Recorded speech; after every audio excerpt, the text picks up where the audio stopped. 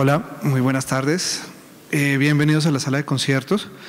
Tengo el gusto de presentar a dos importantes compositores, Guillermo Gaviria, Javier Álvarez, y Guillermo, pues hoy actuando de alguna manera como entrevistador de Javier. El tráfico de Bogotá nos ha jugado de nuevo una mala pasada y el cuarteto latinoamericano no alcanza a llegar al conversatorio. Seguramente podrán saludarlo más tarde durante el concierto, pero pues tenemos la gran ventaja y fortuna de estar acompañados por Javier Álvarez, el compositor, cuyas obras escucharemos hoy en manos de Cuarte y de otros artistas invitados. Entonces, Javier, Guillermo, bienvenidos. Yo meteré la cucharada de vez en cuando, pero los dejo hablar a ustedes dos. Mauricio, mil gracias pues por la invitación y por tener el gusto de compartir con Javier Álvarez, una persona que he conocido por sus obras desde hace mucho rato y por amigos comunes, como hablábamos ahora. Así que muy complacido de acompañarlos hoy en este conversatorio. Muy buenas noches a todos. Buenas noches todavía, no tardes. Gracias por la invitación, Mauricio. Encantado de estar aquí. Guillermo, una muy grata experiencia. Bien, el conversatorio de hoy está planteado como una visita o un panorama, una charla relacionada con lo que es la composición en América Latina. Y pues digamos que esta es una historia muy extensa y Javier es un exponente actual muy reconocido en distintos ámbitos de la música mundialmente.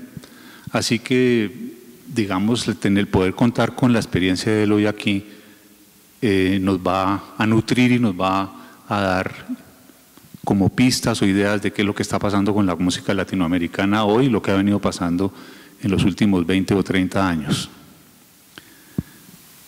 Me gustaría empezar un poquito por situarlos, pidiéndole a Javier que nos cuente un poco de su niñez, de sus orígenes, porque tengo entendido que mucho de lo que ha escrito y lo que ha compuesto ha estado afectado un poco por esa niñez, está afectado en el sentido positivo, porque nació en una casa rodeado de árboles, con muchos animales, insectos y cosas de estas que aparecen en sus obras obviamente, y también porque tenía una familia de arquitectos, que es una de las artes que está muy relacionada con la música. Algunos dicen que la arquitectura es música congelada, música en el espacio. Así que, Javier, cuéntanos un poquito cómo fue tu niñez, cómo fue en esas arquitecturas con esos insectos y esos árboles. Bueno, es curioso que lo menciones porque efectivamente es algo que con el tiempo he podido considerar y reflexionando he caído en cuenta que muchas de las experiencias que tuve como niño son experiencias que eran en un principio experiencias musicales, ¿no? Ayer justamente comentaba en una charla en la Universidad Nacional que una de las memorias más tempranas que tengo y que reconozco hoy en día como una primera experiencia musical fue justamente el crecer en una casa, como bien señalaste tú, diseñada por un arquitecto que era mi padre, totalmente en la escuela del Bauhaus, una casa extremadamente funcionalista, pero una de sus características era que tenía un sistema hidráulico presurizado. A mi papá, como yucateco que era, le encantaba darse duchas regularmente durante el día, ¿no? Después de cada comida prácticamente. Entonces la ducha tenía que estar altamente presurizada y claro, era un sistema maravilloso, pero como todo buen sistema tiende a la entropía. Y de tiempo en tiempo una de las válvulas fallaba, se introducía el aire en las tuberías y el aire, cuando está en una tubería presurizada, busca su salida, y la salida natural eran los grifos. Y yo como niño jugando con las llaves, caí rápidamente en cuenta que si tú abrías el grifo muy poquito, el agua salía, pero hacías vibrar el tubo porque estabas literalmente controlándolo, ¿no? Y bueno, si abrías 2 o 3 o 4 o 5 grifos en diferentes medidas, podías hacer, la casa estaba construida de acero y ladrillo, entonces era una estructura ténsil que vibraba, ¿no? Flexible, que resonaba, y entonces era relativamente fácil poner a la casa en movimiento, ¿no? Como una especie de experimento pitagórico, ¿no? Y bueno, por supuesto, el regaño era constante, ¿no? Niño, cierre el grifo y no desperdicie el agua, etcétera, etcétera. Y bueno, eso fue algo que me fascinó, y ahí me doy cuenta hoy que la fascinación por el sonido era básicamente algo que ya estaba ahí, ¿no? Y esa curiosidad, pues puedo decir que tengo la fortuna de seguirla teniendo, ¿no? Sigo maravillándome del sonido, de las ocurrencias sonoras en el mundo alrededor mío, ¿no?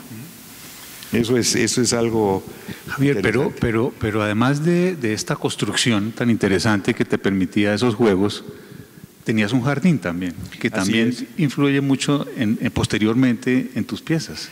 Así es. Bueno, yo quizá me pueda describir en ese tiempo como un niño, como un nerd.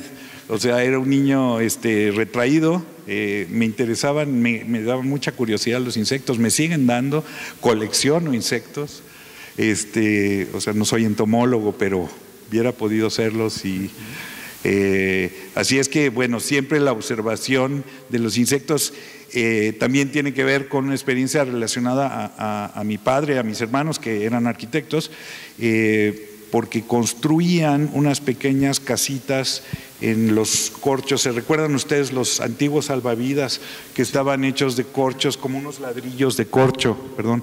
Y entonces se les hacían huecos como unas cámaras y arriba se les ponía un plástico, y entonces si atrapabas una araña y atrapabas una hormiga y atrapabas diferentes insectos, podías alojarlos en 4 cámaras en los extremos, y había una cámara central donde los podías hacer pasar, pero la belleza era que los podías observar con todo detenimiento, ¿no? De cerca.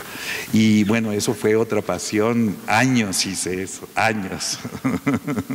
Y bueno, por supuesto, o sea, cualquier cosa puede ser materia de inspiración, llamémoslo así, pero sobre todo de interés, ¿no? El movimiento de los insectos, la articulación. Yo tengo una mente un poco como de mecánico de coche, me gustan los mecanismos, me gusta el reloj. En ese sentido, a lo mejor soy un poco arquitecto, y no cabe duda que los insectos son una materia excelente de estudio, ¿no? Para eso. Javier, ¿en qué momento se inicia ya tu contacto directo con la experiencia musical, digamos, formal? Formalmente, como a los 12 años. De hecho, mi primer instrumento musical fue una grabadora. Mi padre y mi madre les gustaba bailar y tenían una colección de música afroantillana y afrocubana. No, mi padre, como dije antes, era de Yucatán, le gustaban los bambucos yucatecos, que son parecidos a los bambucos de ustedes, sino totalmente similares. Les encantaba bailar a mis papás en sus fiestas, a todos sus amigos, y tenían una gran colección de discos, pero eran discos, se recordarán ustedes de estos discos de baquelita, eran una pasta que se rompía. Y entonces llegó el momento que era necesario pues poder almacenar todos esos discos que con el tiempo dañaban las agujas. Entonces se compró una grabadora para pasar todos los discos, y cuando esa tarea terminó, esa grabadora quedó abandonada y yo tuve la suerte de tenerla en mis manos. Era una grabadora que, muy avanzada para la época, era estéreo y permitía grabar cada track de manera separada, es decir, que podías grabar. Era una grabadora de pistas. Era una grabadora de 2 pistas estéreo, pero podías grabar en una cabeza al mismo tiempo que reproducías en otra, de tal manera que podrías crear feedback, o sea, retroalimentación, y crear ecos. Ese fue mi primer instrumento musical. Poco tiempo después, claramente, ya sabía yo que era. Ahí grabé mis primeras piezas, mis primeros inventos con la guitarra, mis primeras canciones, porque bueno, esa es como una entrada muy natural. Y poco tiempo después empecé a estudiar el clarinete, como a los 14 años. ¿Y el clarinete por qué? porque me encantaba la música de Debussy y alguna vez escuché música de, bueno, el mar y ese comienzo del mar con los clarinetes y las flautas haciendo esas figuras. No hay nada como eso, ¿no? Es una cosa líquida, extraordinaria, y yo dije, yo quiero tocar ese pasaje. ¿Qué instrumento lo toca? El clarinete, ese instrumento quiero. ¿Y en dónde iniciaste tus estudios? En el Conservatorio Nacional de Música, en la Ciudad de México. ¿En Ciudad de México? Sí. ¿Pero tu familia vivía en Yucatán? No, mi padre ha emigrado de Yucatán. Yo nací y crecí en la Ciudad de México, viví ahí hasta como los 20 años. O sea, esta casa que estamos hablando, pero la casa sí era en Yucatán, cuando estabas La más casa pequeño. era en la Ciudad de México. Ah, ¿sí? Había otra casa en Yucatán que es la que ahora yo vivo, que también tiene como característica una gran emergencia de insectos y reptiles, además. O sea que tu relación con la composición se fue dando como naturalmente. En realidad fuiste componiendo sin pensar que estabas componiendo prácticamente. Así es, jugando. Y bueno, no es extraño porque finalmente la música es un juego, ¿no? Y así algún maestro de composición algún día comentando esto me dijo, bueno, ojalá así lo sigas sintiendo siempre, ¿no? Y creo que fue un buen consejo, ¿no? Sigue jugando. Y ya tus primeras composiciones como formales también son como de qué época? Poco tiempo después, como a los 2 años, escribí una obra. Bueno, escribí mis primeras obras, un cuarteto de alientos, porque como yo tocaba el clarinete y tenía compañeros que tocaban instrumentos de aliento, escribí un pequeño cuarteto. Poco tiempo después escribí una pieza para piano y corno, y luego, de loco, me lancé a escribir una obra de orquesta con coro, en la ambición total, en la alucinación máxima, en la demencia. Y tan culpable me sentía de escribirla que no le dije nada a mis maestros. A mi maestro, a Mario Lavista, nunca se lo comenté. Se lo comenté hasta el día que supe que me había yo ganado el concurso para el cual escribí la obra. Y en ese momento pues le tuve que confesar, porque aparte pues era un concurso nacional. Yo tenía 16 o 17 años y bueno, digamos, el requerimiento del concurso era que escribieras una obra con textos de Sor Juana Inés de la Cruz. Yo me basé en un pequeño entremés, llamémoslo así, que se llama Amores más laberinto, que bueno, por supuesto es una historia que involucra a la Señora del Tiempo y a las 4 estaciones. Y bueno, la obra se llama Amores más laberinto y es una obra gigantesca, dura como media hora, coros, orquesta completa, bueno, una experiencia. Pero eso me hizo compositor, es decir, como me gané el concurso, me tuve que parar frente a una orquesta, frente a un director, frente a un coro y entrenar a solistas, a 5 solistas. Y eso me templó ahí, dije, esto es lo mío, esto es definitivamente lo mío. ¿A qué edad fue eso? ¿Perdón? ¿A qué edad? Bueno, esa es lo último que menciono, como a los 17. La obra la escribí entre los 16 y los 17 años. Sí. Pero te tocó pararte frente a la orquesta para poner en la obra, ¿no? O sea, exacto, o sea, confrontar a la orquesta, o sea, llegar y decir, bueno, yo soy el compositor. Imagino que ese era el premio. Claro, sí, era dinero y el estreno de la obra, que me la hicieron muy difícil porque cuando se descubrió que yo era un chicuelo y que no le habían, era un premio desde luego anónimo, cuando se dieron cuenta, pues dijeron, ¿cómo nos ahorramos? A ver si le podemos hacer, como decimos en México, de jamón las tortas, ¿no? A ver si le podemos dar una torta y ya con eso se tranquiliza el niño y ya no le tocamos su pieza de orquesta, porque pues era una pieza enorme y costaba dinero, ¿no? Claro. Pero no, yo insistí y bueno, digo, pararme frente a la orquesta porque el día que llegué al primer ensayo, pues nuevamente, pues era yo un muchachito y los músicos pues no me querían, por supuesto no me podían decir maestro, pero por otro lado, pues yo era el compositor. Entonces, fue una experiencia única, pero digamos, realmente es una experiencia que me cimbró hasta lo más profundo, porque ahí me di cuenta que eso era lo mío, que eso era lo que más me gustaba, o sea, la fascinación, cómo suena una orquesta, cómo suenan 60 voces juntas, etcétera, etcétera, ¿no?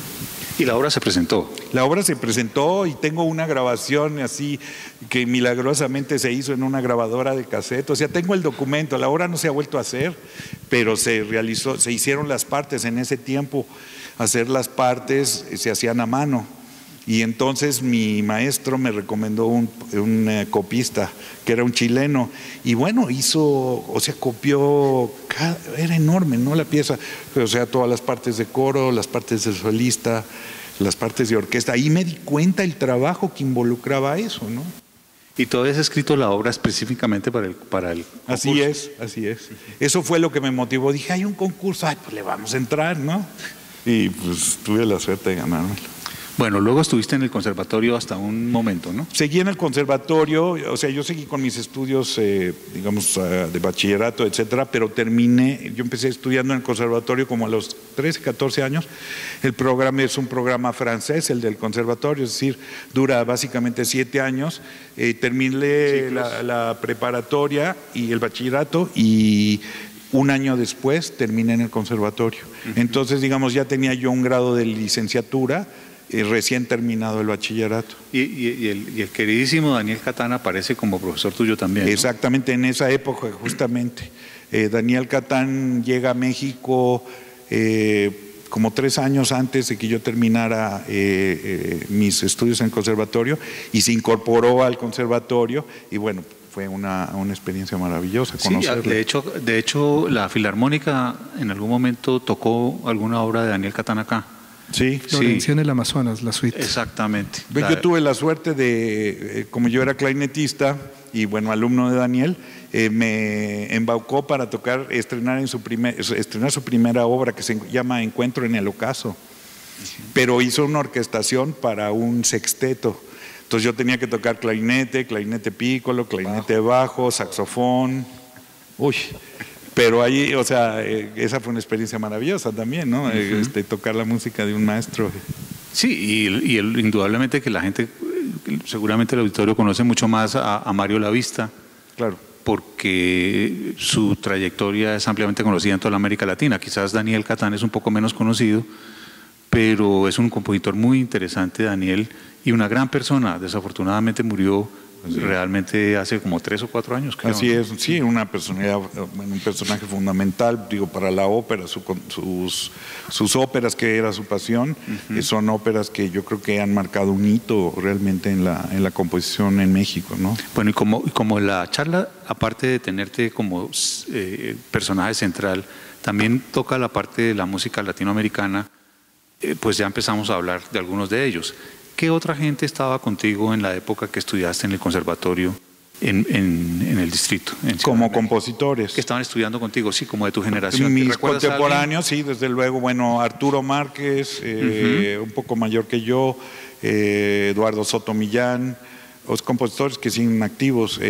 ¿Manuel Enríquez fue profesor tuyo? No, nunca fue maestro mío, pero desde luego Manuel, una persona extremadamente importante en la vida cultural y musical de todos nosotros los jóvenes, porque en esa época se funda el Foro Internacional de Música Nueva, que es el festival de música contemporánea más importante de México y probablemente de Latinoamérica. Es un festival que este año cumple 37 años, donde se presentaban desde aquel entonces obras de los compositores mexicanos, latinoamericanos y europeos y bueno, en realidad de todo el orbe, porque Manuel tenía pues un gran poder de convocatoria y logró justamente como funcionario del Instituto Nacional de Bellas Artes convencerles de que valía la pena hacer esto y luchó contra mar y tierra, ¿no? Y justamente en ese foro es que compositores como Arturo Márquez, Eduardo Soto Millán, bueno, Mercedes Gómez, que después dejó la composición, y otras personas tuvimos la oportunidad de presentar nuestras primeras obras. Sí, yo tuve ocasión de conocer a Manuel en otro festival que yo considero también que ha sido trascendental, o que fue, porque hoy en día no tiene la misma, digamos, resonancia ni la misma capacidad de convocatoria y organización, que era el Festival Latinoamericano de Caracas que organizaba Alfredo Rugeles, que esta es una parte esencial, digamos, del impulso y el desarrollo de la música en América Latina y de la posibilidad de intercambiar ideas y de conocer la música que están haciendo los colegas en los distintos países de la región, que, como lo dices tú, el Foro de Ciudad de México y el Foro de el Festival de Caracas permitió que se crearan todos estos lazos entre los latinoamericanos, porque si no fuera por esos festivales, realmente el conocimiento de lo que se está haciendo en los otros países sería mucho menor. No, y vale la pena señalar que estos festivales no eran digamos, un showcase de música exclusivamente, sino, aparte de los conciertos, había actividades académicas, es decir, había reuniones entre los compositores que presentaban sus obras, donde se discutían los trabajos. Clases magistrales, o sea que había toda una estructura que permitía la creación de una red, digámoslo así, afectiva entre los compositores. Absolutamente. O sea, ahí los jóvenes pudimos conocer a todos los grandes compositores de la época, los que mencionábamos antes, Roque Cordero, Coriuna Jorián, etcétera, etcétera, ¿no? Por mencionar un par nada más. ¿El festival sigue hoy día? ¿O? El festival continúa hoy en día, ha cambiado ligeramente de formato. A veces regresa un poco a la idea de promover conferencias y talleres, pero esencialmente el programa de música dura aproximadamente 3 semanas. Es un festival que pretende realmente mostrar toda una gama de trabajos, ¿no? Sí, y yo creo que en México hay otras cosas que mencionar, otros como focos de promoción y divulgación y de impulso de las músicas nuevas. Y uno de esos tiene que ver con Radio UNAM, que en algún momento, yo mirando por ejemplo, donde casi que empezaron los del Cuarteto Latinoamericano que estaban hoy invitados, fue en el auditorio de Radio UNAM. Y allá está Dulce, ahora se me escapa. Dulce Wet. Exactamente, que es una periodista de la radio de UNAM que vive preocupadísima por lo que está pasando en la música en todos los países. Yo tuve ocasión de estar en Radio UNAM y Dulce me sacó una colección de discos de músicos colombianos, de compositores colombianos, que algunos discos yo no los había visto. Estaba, por ejemplo, el de Javier Vinasco, que está acá hoy tocando. Varias de las grabaciones de Javier estaban las grabaciones que había hecho el Instituto Distrital con las músicas electrónicas. Estaba Alba Fernanda Triana, estaba Diego Vega, estaban un poco de estudiantes míos de las cuales ella tenía música, y organizamos unos programas, como una serie de programas sobre la música contemporánea en Colombia. Así que Radio UNAM también me parece que ha sido un foco muy importante de promoción y divulgación constante, desde los eventos en vivo hasta, por supuesto, la parte radial, ¿no? Sí, por supuesto, pieza fundamental. Yo quisiera preguntarte, creo que en Colombia no hemos tenido esa continuidad de muchos apoyos. Ha habido proyectos sueltos, en cada década aparece algún ensamble, alguna emisora se preocupa.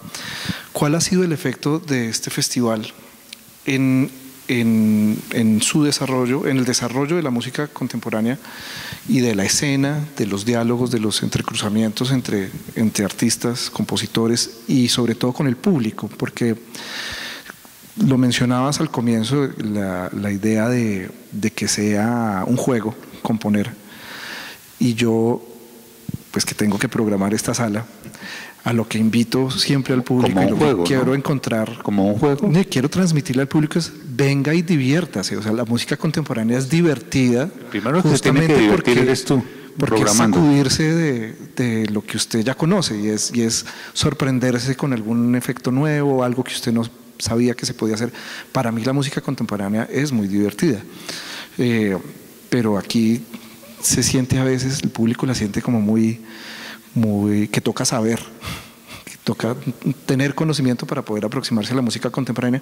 Entonces sí quisiera conocer un poquito cuál ha sido el impacto de este festival en la penetración de la música contemporánea en el público. Bueno, yo creo que en una primera etapa el impacto, la consecuencia, digamos, más directa, creo yo, del foro fue justamente primero la creación de una comunidad, como dije antes, la creación de una red afectiva entre los compositores, la sensación y el sentimiento de pertenecer a un grupo de gentes con intereses comunes. Y creo que eso fue, digamos, algo de los grandes logros que hay que acreditarle a Manuel Enríquez. Pero quizás más significativamente, la aparición y la emergencia de intérpretes de gran calidad. Ahí tenemos el caso, desde luego, de los Vitrán, el cuarteto latinoamericano. Los percusionistas. Sí, exactamente, digamos el ensamble Tambuco. Desde luego solistas como Fernando Domínguez, clarinetista, bueno, que son de generaciones ya más próximas, pero aún así María Elena Arispe, que hoy en día quizás ya no figura como una solista como figuró en aquel entonces, pero digamos, solistas que empezaron a encargar obras, a interesarse en el trabajo de los compositores, solistas instrumentistas que vieron en el campo de la música contemporánea un campo fértil y que de alguna manera les permitía también escaparse del mundo obligado de ser músicos de orquesta, ¿no? Entonces yo creo que eso tuvo un impacto enorme, porque eso también propició la creación de un repertorio que a su vez motivó también a otros jóvenes intérpretes a interesarse. Ha sido una especie de bola de nieve.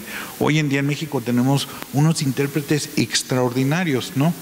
Creo que lo mismo sucede en Colombia, quizás en menor número, pero creo que, digamos, la expansión, digamos, de la habilidad de los intérpretes.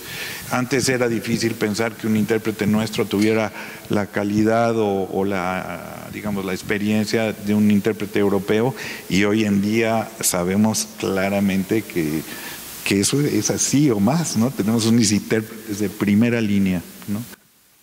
Entonces creo que eso sería una consecuencia directa. En cuanto al público, pues creo que también los compositores han logrado arrastrar con ellos a sus alumnos, y digo arrastrar en el mejor sentido, es decir, convocarlos, y aunque no es una comunidad muy grande, ha sido una comunidad constante, ¿no? Consistente, que de alguna manera apoya, se interesa, donde quizás ha habido, diría yo, el hueco más importante es en la crítica. O sea, tenemos desde luego 2 o 3 críticos, pero no son suficientes, y digo no son suficientes porque no están directamente interesados en música contemporánea, y no porque no lo hayan querido así, sino porque tampoco es tan grande el mercado como para poderse dedicar a criticar música contemporánea exclusivamente, ¿no? Sí, claro. Y yo creo que acá ha pasado en algunos aspectos algo similar. Tuvimos unos intentos de festival que, digamos, durante un cierto periodo de tiempo relativamente funcionaron.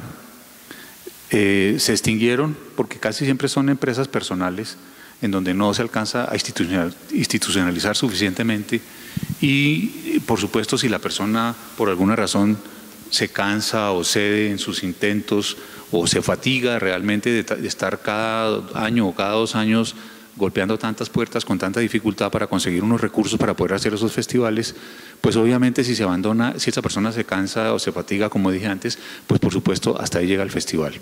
Entonces, digamos que nos ha faltado eso. Padecemos lo mismo en cuanto a la crítica. En realidad críticos, aquí hemos tenido más como algunos buenos comentaristas, más que realmente críticos musicales, porque en muchos casos la crítica musical que se ha dado acá, o los comentaristas, pues son personas, son buenos amantes de la música, están bien interesados en la música, pero no tienen una formación musical como tal realmente que les dé más bagaje y más herramientas para ejercer una crítica. Y la promoción de la música contemporánea, realmente yo creo que en los últimos años ha nacido más de la programación de los auditorios. Yo creo que lo que ha venido pasando, gracias, y hay que reconocerlo, a Mauricio en los últimos años, que la sala ya tenía una programación de música contemporánea, pero era más bien reducida, y que se ha venido ampliando en esta sala. Eso es algo muy importante. Lo que ha venido haciendo el Teatro Mayor, la visita, el crecimiento de los auditorios, en el sentido, tú sabes que en el Teatro Mayor está Ramiro Osorio, que seguramente es un buen amigo tuyo también. Lo que ha venido pasando con los auditorios es que el número ha aumentado, la calidad de la programación, el profesionalismo de la programación y la capacidad también económica de los presupuestos que hay para esto han aumentado, lo cual ha permitido también que tengamos un flujo de artistas de primer orden que durante una época no lo tuvimos. Y entonces eso le permite a tanto al público como a los músicos y como a los intérpretes, como a los jóvenes que están estudiando música, confrontarse realmente con un mundo, con lo que está ocurriendo en el mundo de la música, no solamente de la música contemporánea obviamente, sino de la música en general. Y no solamente la música clásica, sino de las músicas en general. Eso yo creo que sí ha ido cambiando nuestro panorama. Y otro elemento que ha cambiado nuestro panorama y del cual participo directamente es la emergencia de unas escuelas con una formación también de una calidad distinta a la que teníamos antes. Entonces todo eso ha ido como creando una masa crítica que es la que necesitamos todos para crecer. Y un público que también se relaciona con el crecimiento de ese interés, va ampliándose el público y ahí vamos. Seguramente volveremos sobre este tema más adelante. Me gustaría seguir un poco con la línea tuya, porque a través de lo que le ha pasado a Javier, o cómo le ha transcurrido su existencia, también podemos ejemplificar un poco lo que ha pasado con la existencia de muchos de los compositores en América Latina, que después de tener una formación, digamos, relativamente básica en sus países, salen del país a Europa o a los Estados Unidos a completar o a continuar su educación. Y eso fue lo que te pasó a ti. Exactamente, o sea, justamente a principios de los 80, pues la posibilidad de hacer una maestría no existía en México y el camino natural y el más corto era ir a los Estados Unidos. Entonces eso, como muchos otros, como tú bien señalas. Justamente también hubo una coincidencia quizás importante que en ese periodo de gobierno, la esposa del presidente en turno, José López Portillo, era amante de la música, decíase pianista, pero ese interés se tradujo en la creación de la Orquesta Filarmónica de la Ciudad de México y la creación de una escuela de música en la cual, o dentro de la cual se integraron muchísimos de los jóvenes de mi generación, pero a través de la cual también saltamos, por así decirlo, muchos de los jóvenes a realizar estudios en el extranjero. Yo me fui a Estados Unidos y eventualmente emigré a Europa, pero la trayectoria, como tú señalas, es parecida a otras personas, ¿no? Que fueron a Estados Unidos, regresaron a México, a lo mejor fueron a Europa o hicieron el parkour de diferente forma, ¿no? Pero muy similar. ¿Por qué decidiste ir a Inglaterra, en Europa? Por una novia. Sí, bueno, esa es la verdad. En realidad, yo cuando terminé mi maestría fui en busca de esta amiga, pensando que iba a poder convencerla de regresarnos a México, pero la vida no es así. Llegué a Inglaterra, llegué temprano en un verano, porque en Estados Unidos, como ustedes saben, las actividades académicas terminan como en mayo, y llegué con todos mis bártulos, llegué a Inglaterra sin realmente muchas posibilidades económicas a buscarla a ella, pero ella estaba enrolada en un curso, ella era chelista, estaba enrolada en un curso y yo tenía un par de meses antes de que ella terminara, entonces me puse a componer una obra de orquesta justamente, y nuevamente la misma historia, metí mi pieza en un concurso y me lo gané, y eso me dio dinero para convertirme en estudiante. Y inmediatamente ingresé al Royal College of Music, y ya la idea de regresar a México se fue diluyendo, y inclusive luego ya la novia dejó de ser y seguimos adelante. Javier, ¿y en qué momento te das cuenta que eres un compositor mexicano? Qué interesante. Bueno, de hecho, ahorita que me preguntas eso me haces reflexionar en algo. O sea, los compositores, digamos, de la generación de Mario Lavista, de Federico Ibarra, inclusive del mismo Daniel Catán, compositores nacidos en los 40, digamos en 1943, 45, etcétera, influenciados, digamos, si no directamente, pero de alguna manera por Manuel Enríquez y los compositores de su época, tuvieron una reacción muy fuerte contra el nacionalismo ideológico de Chávez, y más que de Chávez, de Revueltas y de todos los compositores que fueron los alumnos de ellos, de Moncayo, etcétera, etcétera, ¿no? Entonces, estos compositores que fueron mis maestros ante un rechazo completo ante ese nacionalismo ideológico, buscaron, digamos, y se insertaron directamente en un lenguaje vanguardista de búsqueda internacional, por supuesto con influencias claras de Lutoslavski, de Penderecki y posteriormente de los compositores cubanos, de Argeliers Leao, del mismo Brauer, etcétera, etcétera, que de hecho son compositores que vinieron al foro. Entonces, un joven compositor como yo, la idea de que pudiéramos escribir una música que pudiera tener una melodía era sacrílega, la idea, ya la idea, no digamos el hecho. Entonces, yo descubrí que, digamos, que yo sabía tocar instrumentos, yo tocaba la jarana, folk, ¿no? Los instrumentos, y de hecho así ganaba un poco de plata cuando era estudiante en el conservatorio. Y tocando el saxofón también, o sea, nunca estuve alejado, digamos, de la música popular y el jazz, porque pues me gustaba y aparte era una fuente de ingreso económico. Cuando fui a Estados Unidos y tuve la oportunidad de sentarme en un estudio de música electrónica y entonces volver a grabar y utilizar esos sonidos, utilizar mi jarana para grabar cosas en el estudio y grabar sonidos, digamos, que yo asociaba a las músicas populares que a mí me gustaban, ahí me di cuenta que eso no era alejado, no era ajeno a mí, que eso era parte de lo mío y que era como me lo habían extirpado de alguna manera en la academia. Y ahí dije, aquí hay algo que tengo que visitar, ¿no? Aquí hay algo que amerita ser estudiado, aquí hay algo que me interesa, y no solo que me interesa, sino que me interesa desde el punto de vista sensual, me interesa cómo suena, qué timbre tiene, qué color tiene, ¿no?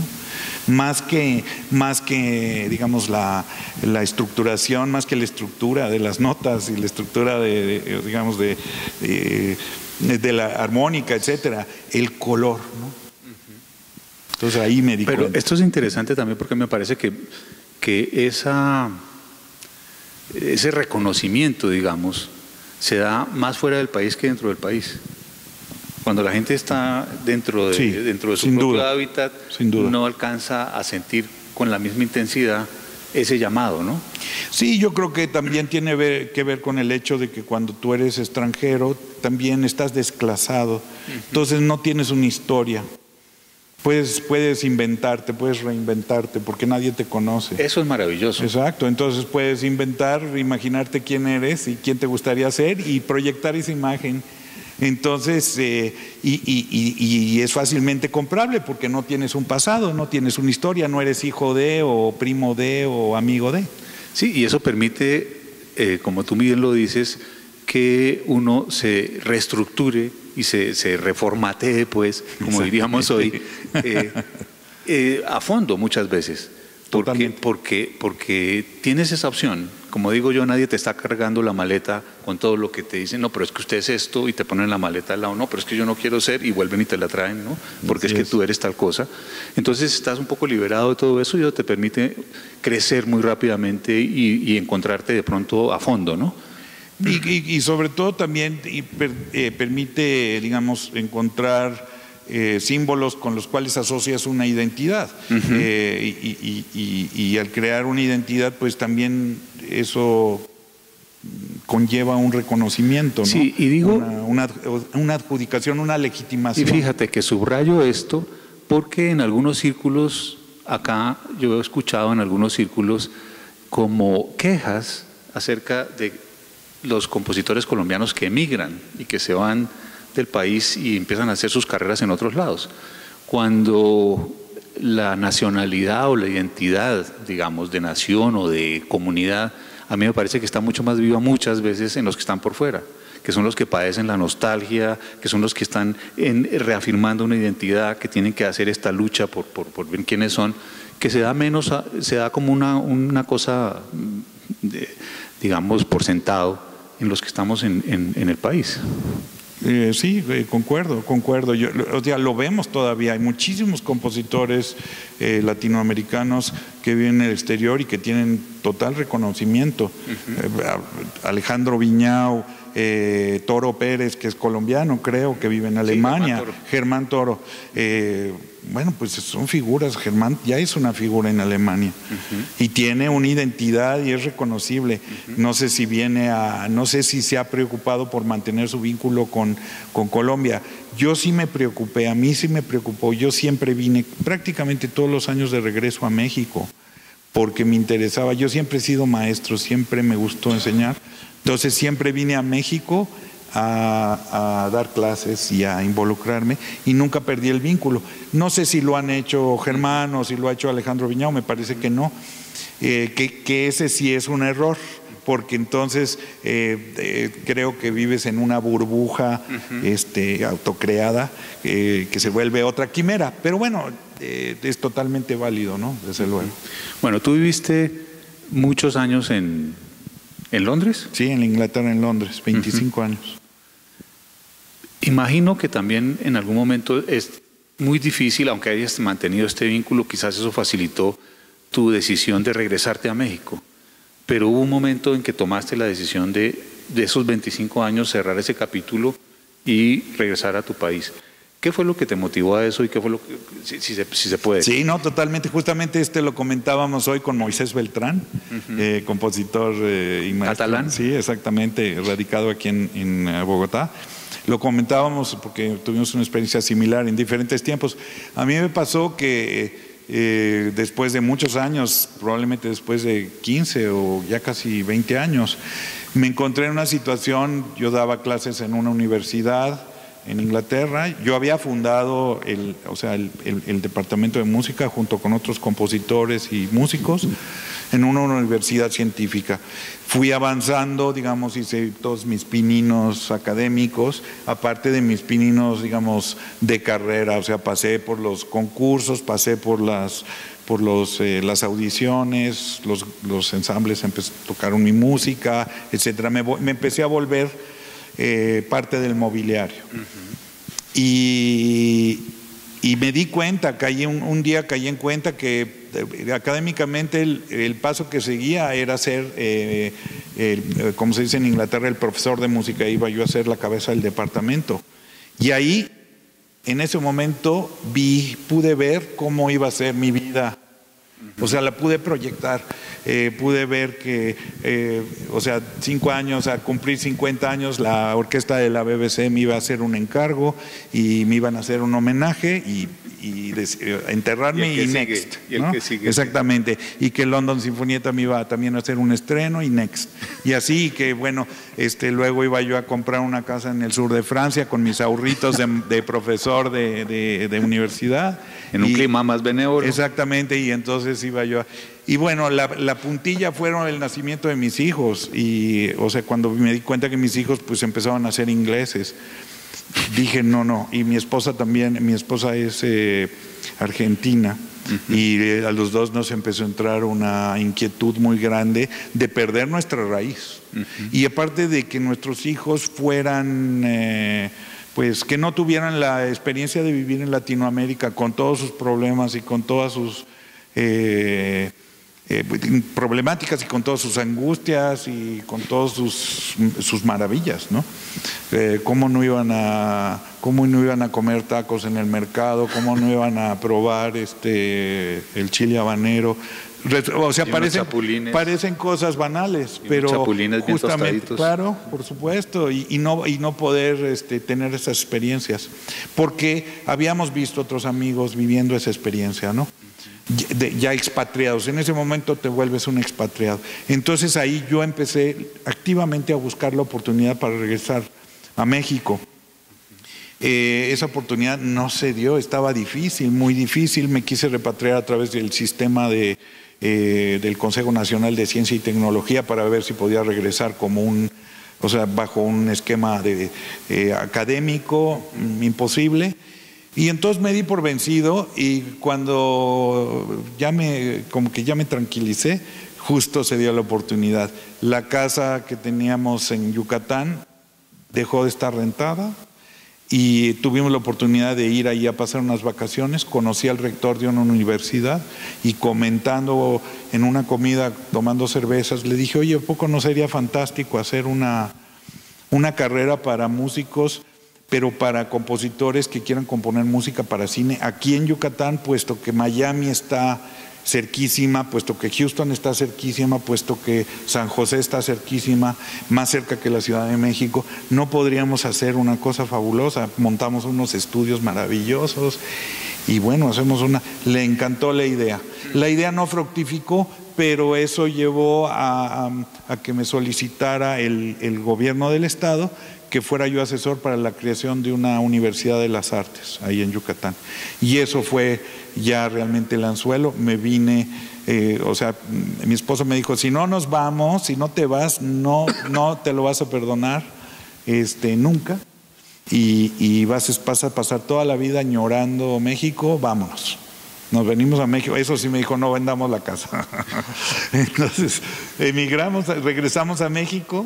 Y bueno, ha sido la aventura más maravillosa porque hoy en día no tengo idea en dónde voy a estar en 2 años, ¿no?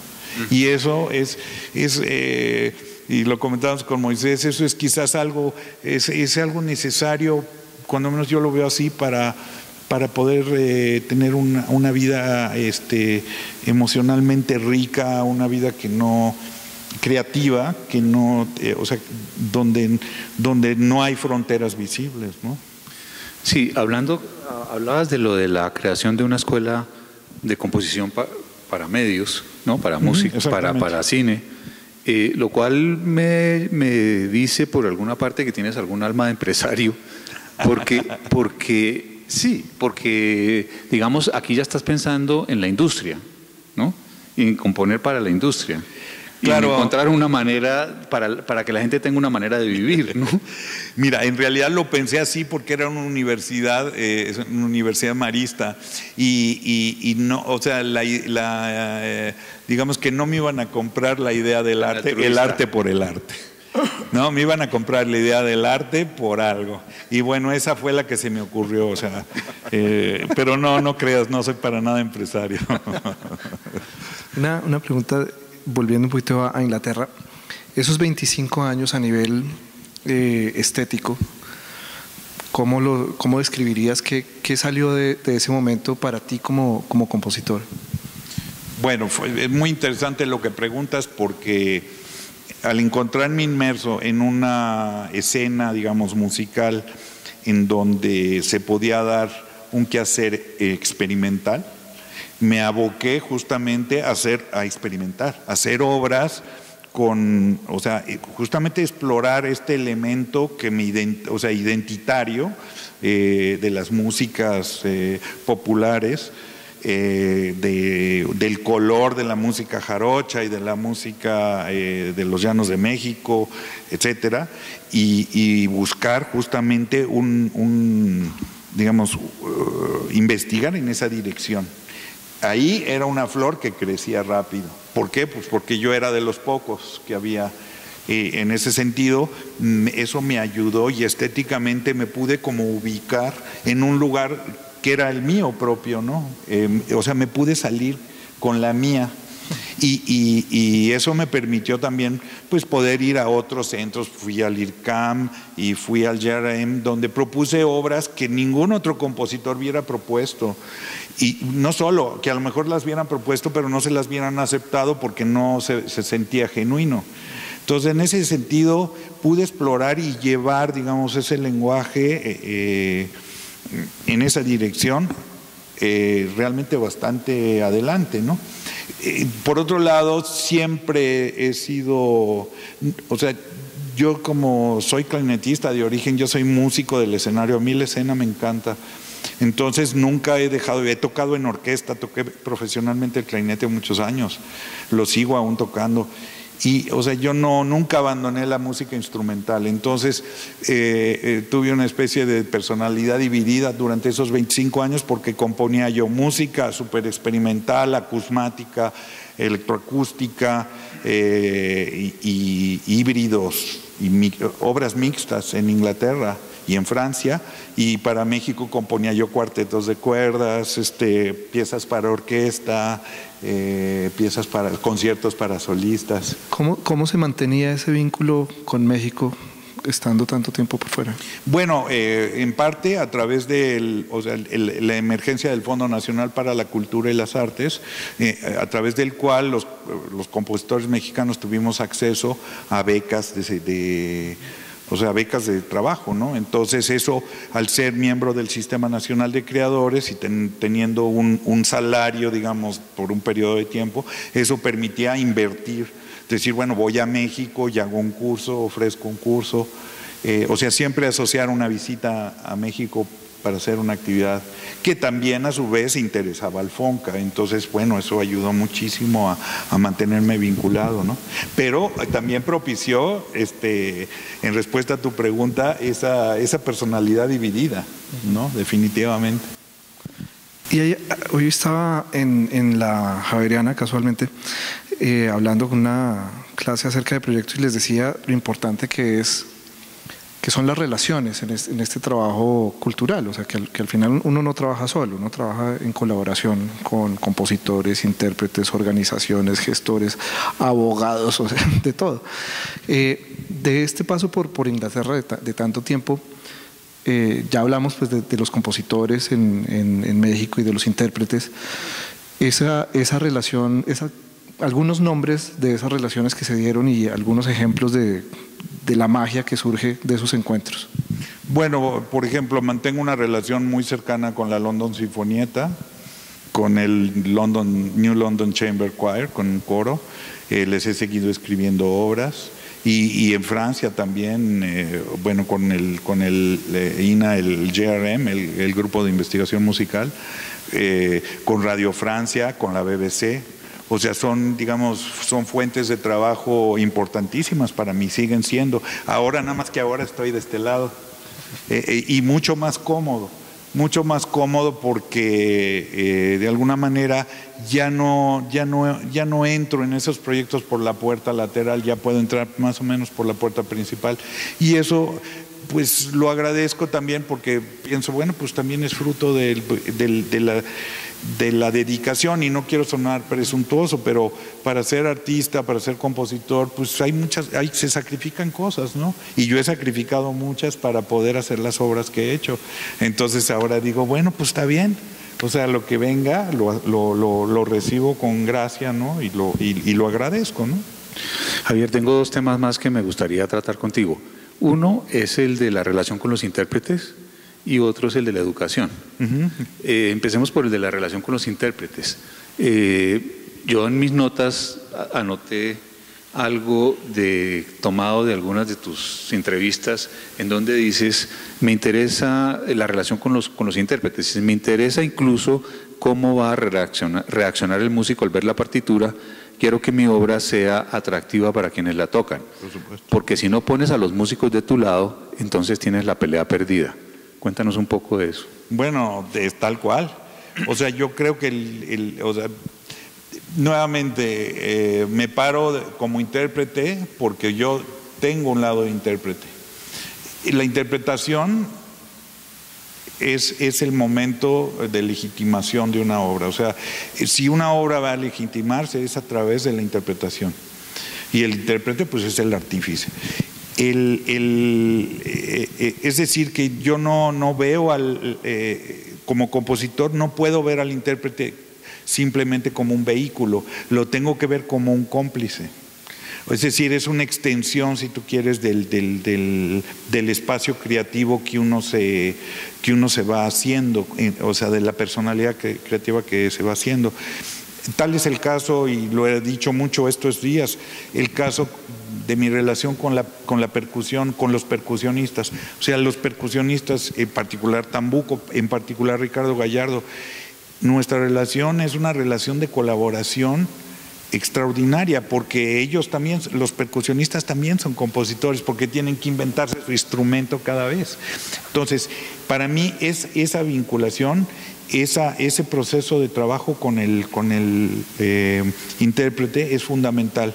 Todavía hoy en la tarde, me estuvieron haciendo propuestas. Yo siempre me pongo en el plan de que me hagan propuestas los intérpretes y no soy para nada un dictador, siempre tomo sugerencias, porque los intérpretes pueden mejorar una pieza, pero de pe a pa. Y por eso dije en esa entrevista, si no están de tu lado, tienes la pelea perdida. Eso me di cuenta una vez que me estrenó una pieza la Orquesta Filarmónica de la UNAM en México, y yo decía, pero es que no se escuchan los primeros violines, ¿qué pasa acá?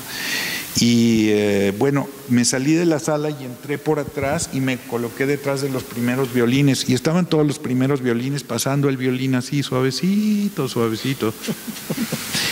Y me di cuenta que, o sea, estos músicos no estaban de mi lado, estaban en mi contra, es decir, no estaban conmigo. Pero no era una cuestión verbal, yo no podía decirles, oye, hazme el favor de tocar mi música. No le puedes pedir ese favor. Ese favor tiene que estar implícito en la partitura, tiene que verse en la partitura. Cuando la partitura dice, invítame, o sea, tócame, ¿no? Invita a tocar y presenta un reto conmensurable con la habilidad del intérprete. Entonces, ya, o sea, ya no tienes que ir atrás del escenario a checar que los primeros violines no estén pasando la arcada Palmolive, ¿no? Que se llama. No sé si conoces esa, pero es así. Y, o sea, por eso yo creo que es fundamental. Son una extensión de tu personalidad creativa. Cuéntanos un poco de alguna obra en donde eso que mencionas haya sido trascendental, que el intérprete te haya volteado algún aspecto de la obra o que te haya ayudado realmente en forma grande. En muchas, pero por ejemplo, la obra que se va a tocar, que abre el programa de esta noche, Temazcal, es una obra que yo compuse para Luis Julio Toro, que ni siquiera es percusionista. Luis Julio Toro es un flautista venezolano extraordinario. Quizás algunos de ustedes lo conozcan como flautista de Burrufío. Sí. Pero él es un flautista extraordinario. Fuimos compañeros en el Royal College of Music, pero en las fiestas, y que teníamos muchas, tocaba las maracas. Y ahí me di cuenta de la cosa maravillosa de las maracas. O sea, de lo que es poder dominar un instrumento tan esencial, tan primitivo, ¿no? Yo dije, te voy a hacer una pieza para que te luzcas. Pero cuando la fui...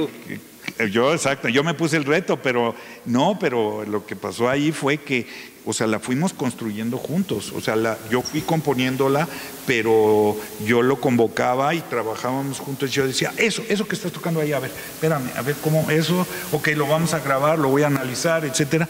Fue una obra, o sea, él fue una pieza clave para hacer la obra. Claro, cuando la obra terminó, pues la obra era mía, él no tomó la decisión, exactamente, pero me ayudó en la construcción de la pieza. Y bueno, él fue el primer intérprete de la pieza, y el día que él estrenó esa pieza, ese día empezó su carrera como flautista. O sea, así te lo pongo, tocando las maracas. O sea, es una cosa extraordinaria, ¿no? O sea, a partir de ese momento él llamó la atención como artista, ¿no? O sea, se dio a conocer así. Qué curioso, ¿no? Tocando las maracas.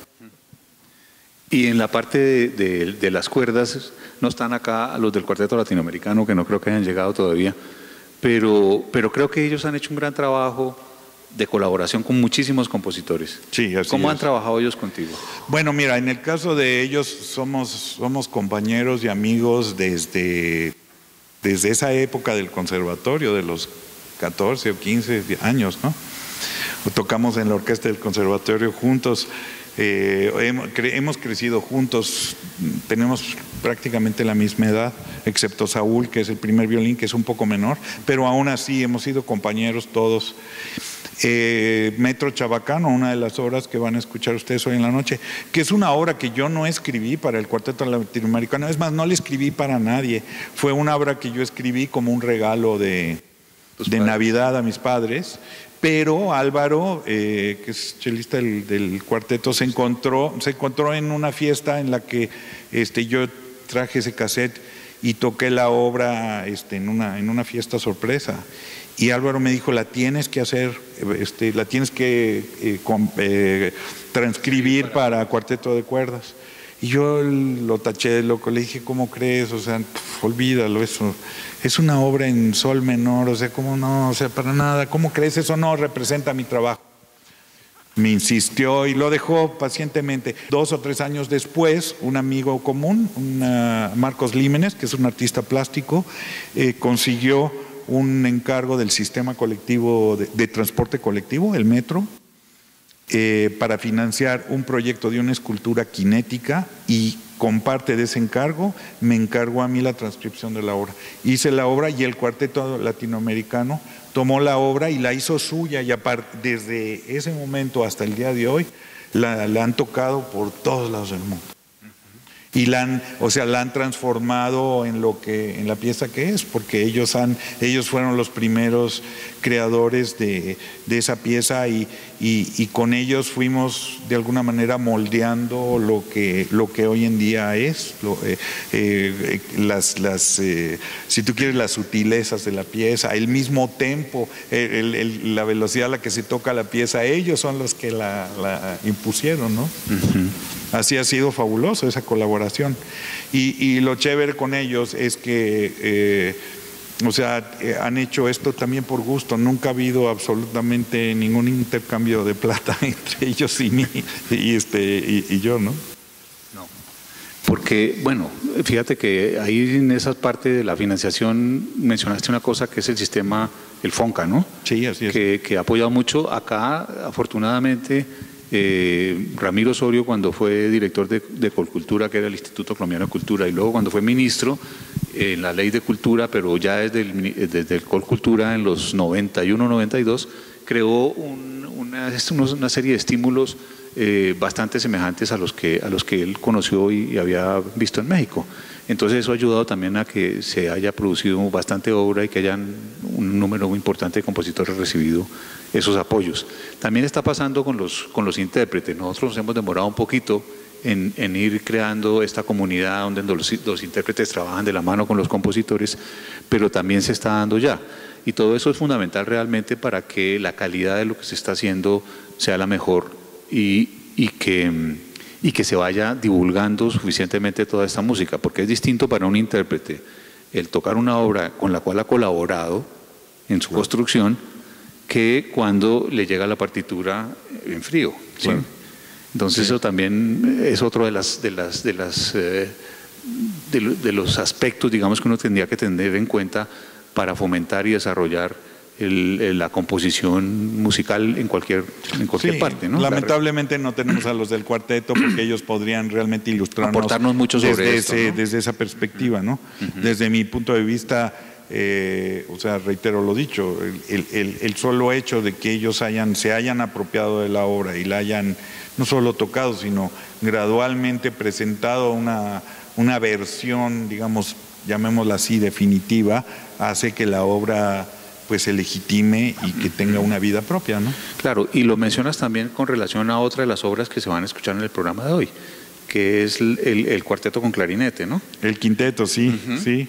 Que lo escribiste también para un clarinetista que es colega y amigo tuyo. Sí, bueno, de hecho fue mi maestro de clarinete. Como yo soy clarinetista, Luis Humberto Ramos fue uno de mis maestros. Luis Humberto Ramos es, digamos, el decano del clarinetismo en México, es el clarinetista probablemente más prestigioso, un gran músico, un gran solista, uno de estos solistas de los que hablábamos antes que emergieron interesados en la obra de los compositores. Exactamente, de los primeros que empezó a incursionar en las técnicas extendidas del instrumento y todas esas cosas que interesaron a los compositores. Luis Humberto fue mi maestro de clarinete y empezó hace como 10 años, oye, ¿y cuándo me vas a escribir mi quinteto? ¿Y cuándo me vas a escribir mi concierto? Y bueno, ya hacíamos bromas, le dije, no, pues más bien me voy a esperar para cuando ya nada más puedas tocar con una sola mano y con la otra, con el bastón, toques un tambor. Entonces con el bastón tocas el tambor y con esta mano tocas, del do al la bemol. Y bueno, con esa broma, y un día me dijo, absolutamente no, ahora me tienes que... Y justamente el Festival Cervantino, que es un festival que encarga obras, Luis Humberto consiguió un encargo y con eso se financió la obra y y le escribí la obra con todo cariño, y bueno, no solo con cariño, sino conociendo las habilidades de Luis Humberto, ¿no?, para el instrumento. Bien, y como casi que entrando en la última parte de nuestra charla, me gustaría que nos contaras un poco sobre tus impresiones sobre cómo ha venido cambiando la educación de los compositores y de los músicos en la América Latina. ¿Qué piensas tú de lo que conoces en México o de lo que conoces en la región versus lo que está pasando en Europa o en los Estados Unidos? Bueno, yo creo que uno de los factores importantes es lo que mencionábamos antes, el regreso de muchos compositores que estudiaron en el extranjero. Aquí tenemos varios casos.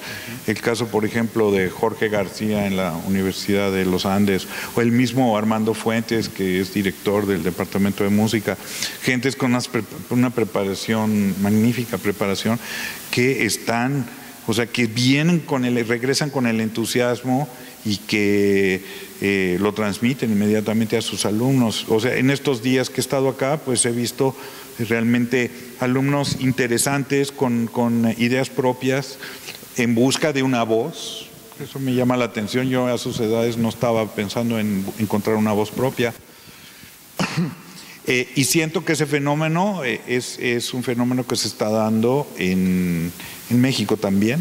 Lo he visto también en Argentina. También lo he visto en Venezuela, aunque desafortunadamente hace varios años que no voy a Venezuela a dar clases, pero en Chile lo he visto también. Jóvenes que están buscando una voz propia en una edad, digamos, composicionalmente hablando, temprana. Y con modelos muy, muy claros, ¿no? Con modelos de los compositores, que son sus maestros, que son ahora compositores mi comentario no va en detrimento de los maestros, digamos, de nuestra generación, pero compositores, maestros que tienen muchísima mejor preparación, que tienen preparación muy diversa, la posibilidad de estudiar con maestros que son buenos para la electroacústica, que son buenos para la música instrumental, que tienen amplitud de criterio, que no están aferrados a un estilo, que no están aferrados a escuelas, que no tienen interés en pelearse con nadie más, al contrario, tienen ganas de colaborar y contribuir. Creo que eso está dando lugar a un campo muy fértil en Latinoamérica. Yo creo que vamos a darle unos 25 años y creo no equivocarme, pero creo que Latinoamérica vamos a ser potencia. Creo que ya lo somos en realidad, pero creo que va a quedar claro que somos potencia artística, no solo en la música, sino en la literatura, en la pintura, en la poesía, en lo visual. Yo creo que no van a pasar ni 25 años. Creo que no me equivoco, pero bueno, como uno no puede predecir el futuro, me reservo una esperanza. Una aspiración, exactamente. Muy bien, si podemos de pronto un par de preguntas del Por público. supuesto, aquí tenemos un micrófono para quien quiera preguntarle algo a Javier. Quisiera preguntarle si encuentran ustedes dos compositores suficiente y oportuna la difusión de las obras de los nuevos compositores en Latinoamérica. ¿Suficiente y oportuna? Yo creo que hay mucha difusión, no siempre es oportuna. Yo creo que hay más de una que de la otra. Sería bueno, donde yo veo quizás la carencia más notable es en los directores de orquesta. Los directores de orquesta se aferran a estas instituciones y se aferran a un trabajo y desgraciadamente pierden la noción y de la importancia de estar a la par de sus contemporáneos. No digo que los tiempos pasados sean mejores, pero cuando Carlos Chávez era director de la Sinfónica Nacional, allá en los años 40, durante la época de la Segunda Guerra Mundial, en México se estrenaron una cantidad de obras enormes y por eso hay un repertorio extraordinario. Inclusive la figura de Chávez la menciono porque su influencia no solo es en México. Entonces, ahí es donde falta oportunidad. Sí, por supuesto que es suficiente, porque eso depende más bien de nosotros los compositores, de empujar, y Mauricio decía hace rato, bueno, en este mundo de las artes hay que relacionarse, o sea, también las relaciones públicas y las relaciones, digamos, la creación de redes, de conocer a gente que hace y que, o sea, a los hacedores y a los que toman decisiones, ese esfuerzo lo tenemos que hacer los compositores. Y creo que lo hacemos en la medida de nuestras posibilidades y de nuestros intereses, pero los directores de orquesta, a mi juicio, no hacen su chamba, su trabajo. Perdón. Es un comentario que además no es solo en Latinoamérica. La semana pasada o hace 2 semanas, Alex Ross en el New Yorker escribe acerca de la no elección de un nuevo director para la Filarmónica de Berlín y dice, ¿y qué importa? O sea, realmente las grandes novedades musicales no están pasando en las orquestas sinfónicas, y nombra un poco de espacios, de ensambles, de compositores, de colectivos. Dice, ahí es donde están pasando las cosas más interesantes en música. Las orquestas realmente se conformaron con un repertorio y no es donde estamos encontrando la gran innovación. Es cierto, cuando aquí, por ejemplo, en nuestro país, vuelvo a mencionarlo, cuando estuvo Ramiro Osorio en Colcultura, durante esos 2 años, yo era su asesor musical, por una decisión lo pensamos, y por una decisión de la dirección de Colcultura, como podría ser la del ministro de Cultura, que es el que financia las orquestas acá, o financia la Sinfónica, por lo menos la Sinfónica Nacional, o la Filarmónica, él decidió, y lo decidimos, y se llevó a cabo, y es que en cada concierto había una obra de un compositor colombiano. Sencillo. Seguían tocando el otro repertorio, pero se hacía una obra de un compositor colombiano.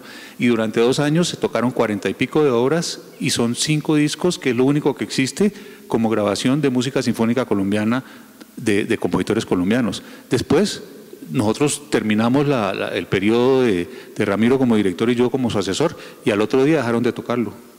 Y desde entonces no se ha tocado. Se toca ocasionalmente, pero no como una cosa regular. Entonces ahí yo concuerdo totalmente con Javier. Yo creo que los más difíciles son los directores de orquesta y las orquestas mismas, que se aferran a estos repertorios tradicionales y no están interesados en...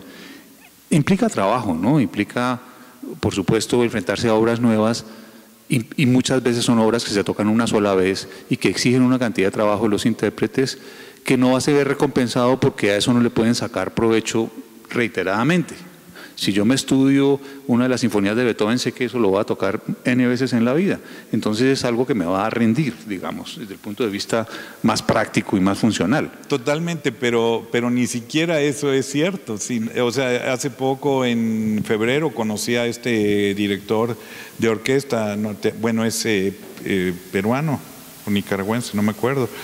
Vive en Estados Unidos, dirige la Orquesta Sinfónica de Omaha, pero él, pues como todo director, viaja y haciendo visitas, pero sus caballitos de batalla son justamente obras contemporáneas, y eso, para eso lo contratan. Claro. Y de hecho ha construido su carrera sobre eso, y eso a mí me da muchísimo gusto, porque claro, el tipo sabe exactamente.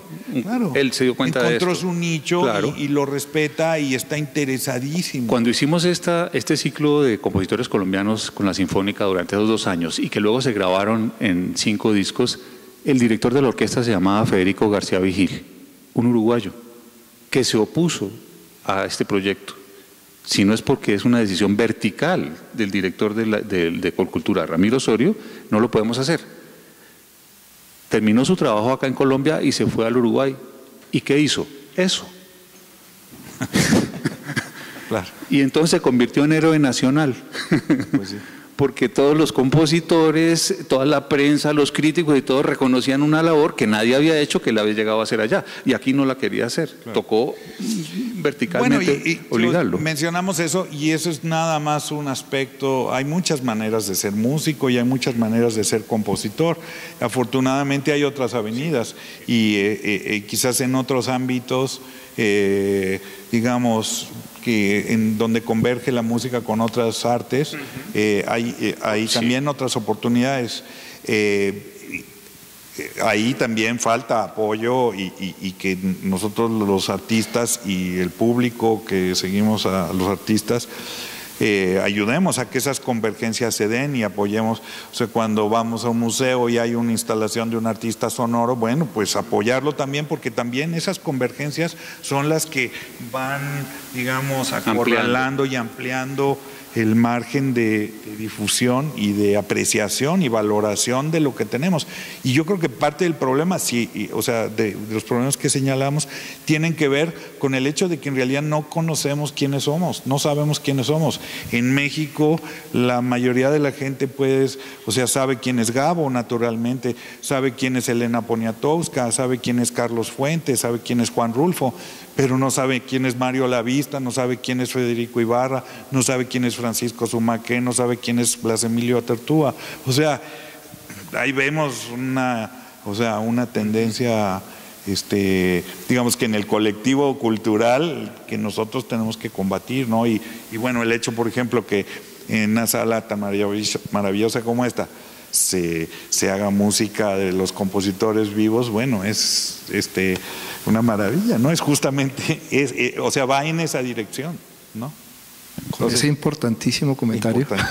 No, totalmente. Pues.